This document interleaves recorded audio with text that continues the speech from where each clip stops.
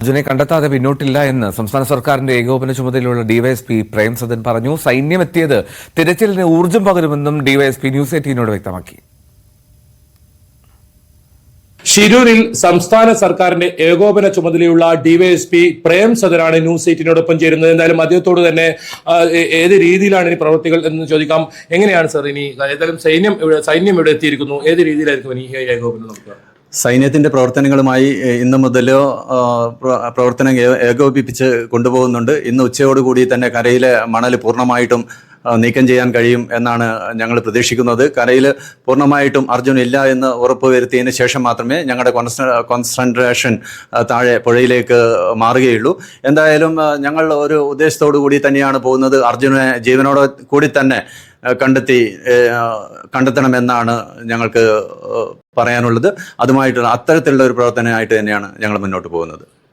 ഇപ്പോ മണ്ണിനടിയിൽ ഉണ്ടാകുമെന്ന് റോഡിന് വശം ഉണ്ടാകുന്നായിരുന്നു ആദ്യം പറഞ്ഞത്. പക്ഷേ വലിയ പ്രതീക്ഷയായിരുന്നു. പക്ഷേ അത് ഇല്ല എന്നിപ്പോൾ സ്ഥിരീകരിച്ചിരിക്കുന്നു. അങ്ങനെയെങ്കിൽ ഇനി പുഴയിൽ എത്രത്തോളം സാധ്യതയുണ്ട് നമുക്ക് തിരച്ചിലിനും മറ്റുമായും? തീർച്ചയായിട്ടും കരയിലെ കാര്യങ്ങൾ ഞങ്ങൾ വിട്ടുകളഞ്ഞിട്ടില്ല. കരയിൽ തന്നെ ഉണ്ടാകാനുള്ള സാധ്യതയാണ് കൂടുതലായിട്ടും ഉള്ളത്. അതിനുശേഷം മാത്രമേ പൂർണ്ണമായിട്ടുള്ള തോതിൽ പുഴയിലേക്കുള്ള തെരച്ചിൽ തുടരുകയുള്ളൂ. കരയിൽ നിന്ന് അർജുൻ്റെ അടുത്ത് എത്താൻ കഴിയുമെന്ന പൂർണ്ണ പ്രതീക്ഷയിലാണ് പോലീസും കേരള സർക്കാരും ഉള്ളത്. ഈ കഴിഞ്ഞ ദിവസങ്ങളിൽ വളരെ വേഗത കുറഞ്ഞായിരുന്നു പ്രവർത്തനം ഉണ്ടായത്. ഇപ്പോൾ സൈന്യം എത്തിയിരിക്കുന്നു. അത് എത്രത്തോളം ഊർജം ഉണ്ട്? 40 അംഗ സൈന്യം ഇവിടെ ലൊക്കേറ്റ് ചെയ്തിട്ടുണ്ട്. അവർ ഇന്ന് പുലർച്ചെ മുതൽ തന്നെ ഇവിടെ തെരച്ചിൽ ആരംഭിച്ചിരിക്കുകയാണ്. എന്തായാലും നമുക്ക് അർജുന്റെ അടുത്ത് എത്താൻ പറ്റും. അർജുനോട് കൂടി തന്നെ കേരളത്തിലേക്ക് മടങ്ങാൻ കഴിയുമെന്നുള്ള ഉദ്ദേശത്തിലാണ് ഞങ്ങളൊക്കെ പ്രവർത്തിക്കുന്നത്. എന്തായാലും അർജുനെയും കൊണ്ട് കേരളത്തിലേക്ക് മടങ്ങുക എന്നാണ് ഈ ഉദ്യോഗസ്ഥർ പറയുന്നത്. ഇവർക്ക് പുറമെ MVD മറ്റു ഉദ്യോഗസ്ഥരും കേരളത്തിൽ നിന്ന് ഇവിടെ ക്യാമ്പ് ചെയ്ത് ഈ പ്രവർത്തനം ഏകോപിപ്പിക്കുന്നുണ്ട്. KV Baiju, news 18 Shirur.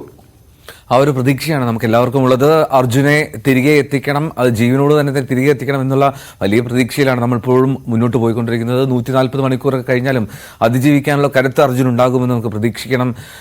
ആ ലോറിയുടെ ക്യാബിനിൽ സുരക്ഷിതനായി തന്നെ അർജുനുണ്ട് എന്ന് നമ്മൾ കരുതുകയാണ്, അനുമാനിക്കുകയാണ്. എന്താണെങ്കിലും ഷിരൂരിൽ അവിടെ രക്ഷാദൗത്യം അത് തുടരുന്നുകൊണ്ടേയിരിക്കുന്നു. ഇന്നും കരയിലും താഴെപ്പുഴയിലുമായിട്ടുള്ള ദൗത്യമുണ്ടാകും.